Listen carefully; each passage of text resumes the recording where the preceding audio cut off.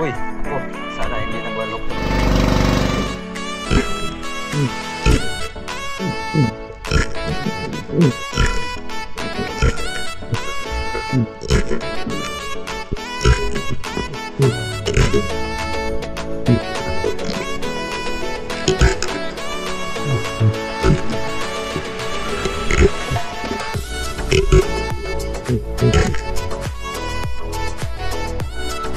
Makarel. Bali, dalawa.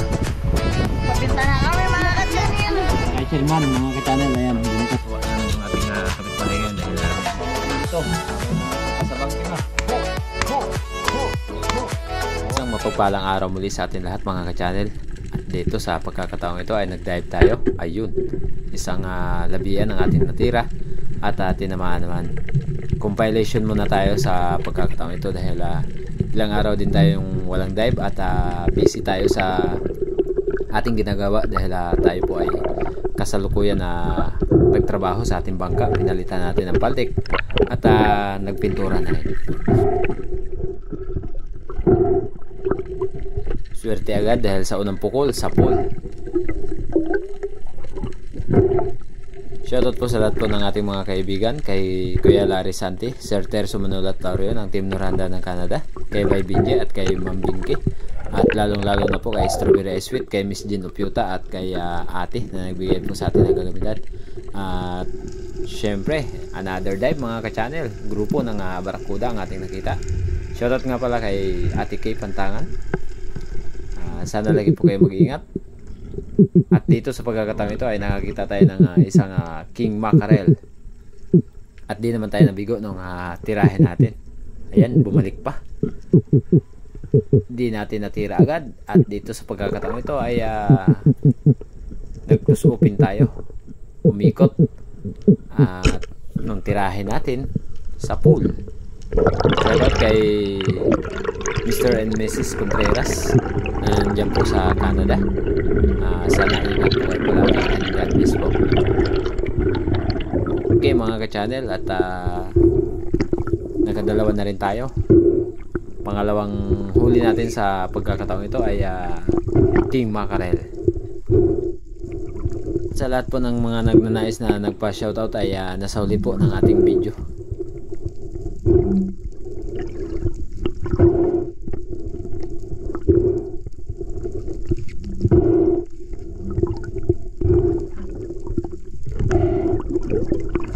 Medyo may kalakihan na rin ng king mac na to, kaya matagal natin na nakuha or nahila agad. At maya maya lang, ayan, tanaw na natin ang king mac na napaanan natin. Malapit na, ayun.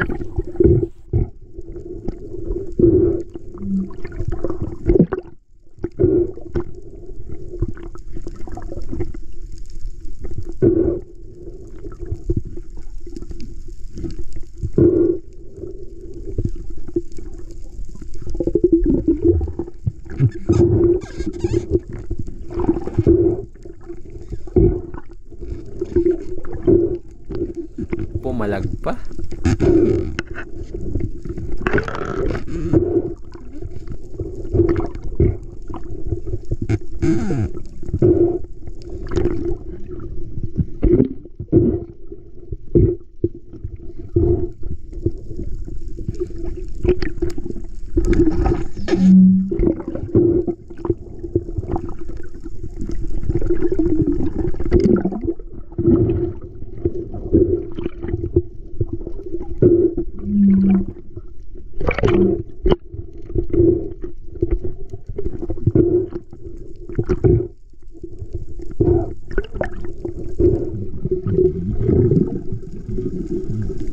At pagdating ko dito sa unahan, isang coral trout or lapu-lapu ang ating panibagong target.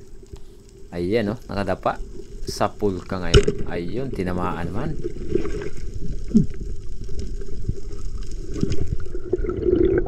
Oversize na rin ang coral trout na to.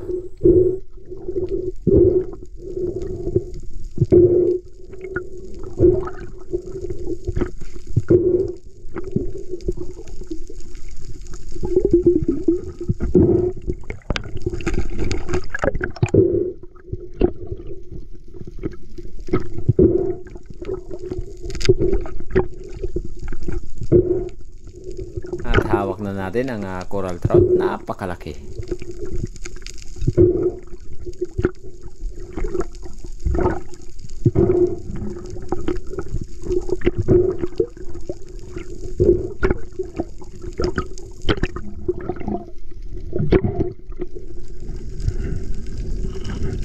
Another sisid mga ka-channel, dalawang coral trout at mas pinili ko yung mas malaki. Kaya pinaiwas ko muna sa bato at nung tirahin natin sa pool. Ayun oh. Di pa na double shot. Sayang.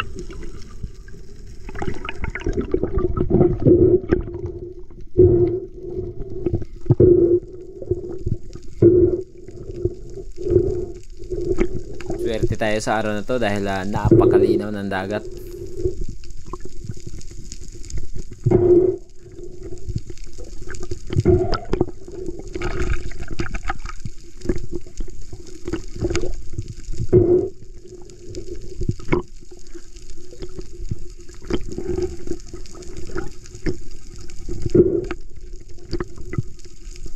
Pagkatapos nating malagay sa lagyanan ng coral trout na to ay isang cuttlefish ang nagpakita, kaya nagdali-dali tayo.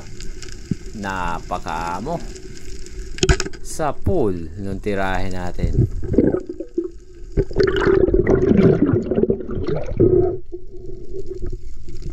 Labasan ng kanyang mga ink or ata.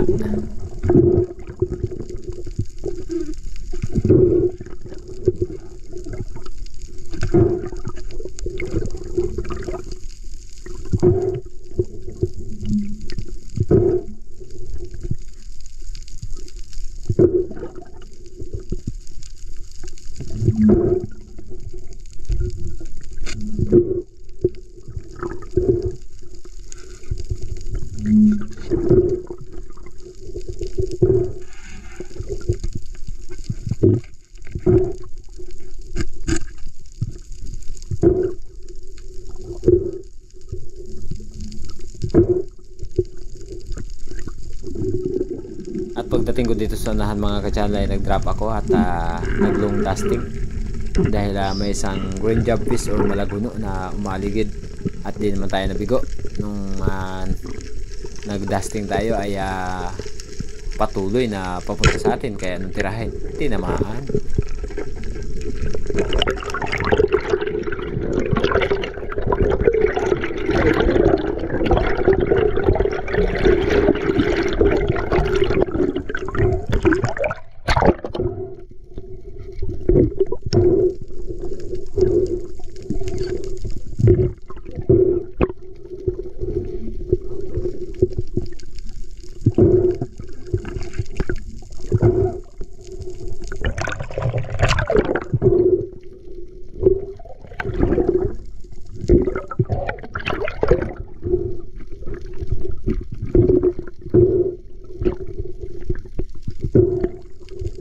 Pambihira lang tayo makakuha ng isdang ganito at napakataba pa.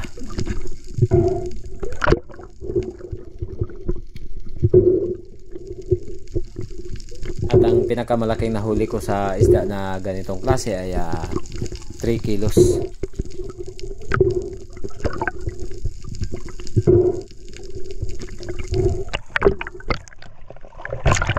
Pagkatapos nating matuhog, isang cuttlefish ang nagpakita sa atin dito sa unahan mga ka-channel, kung saan tayo nakapana ng green job fish.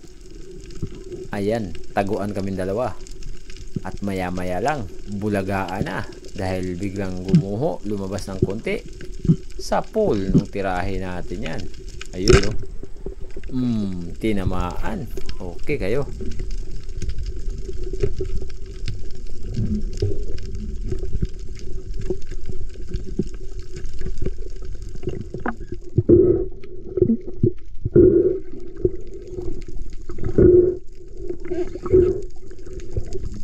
At ayan, labasan ang kanyang tinta or ink.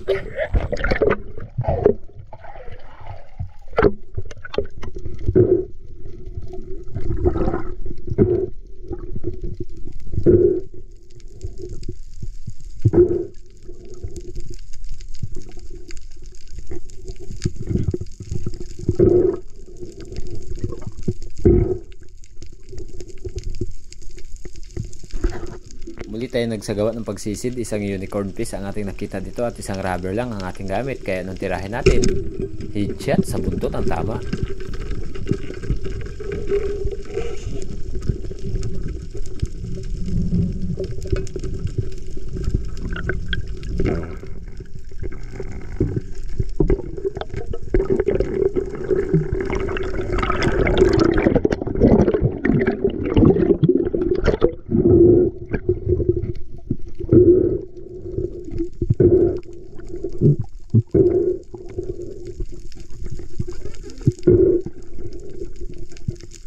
Ang ganda ng pagkakatama mga ka-channel sa buntot.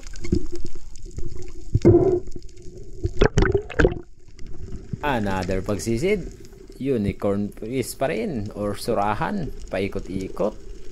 Pero tirahin natin. Boom, sa pool. Stone shot mga ka-channel. Pati bato damay.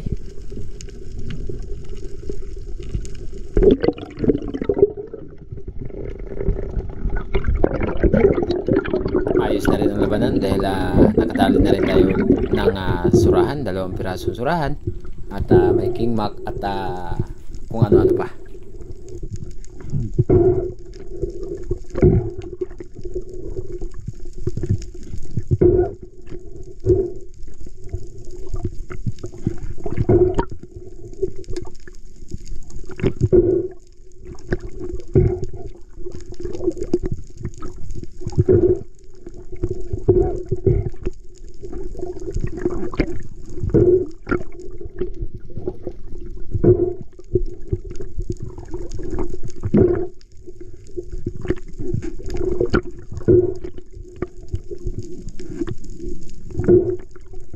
At syempre nakapili na tayo ng pangulam. Ayan no. Mas the best ang surahan.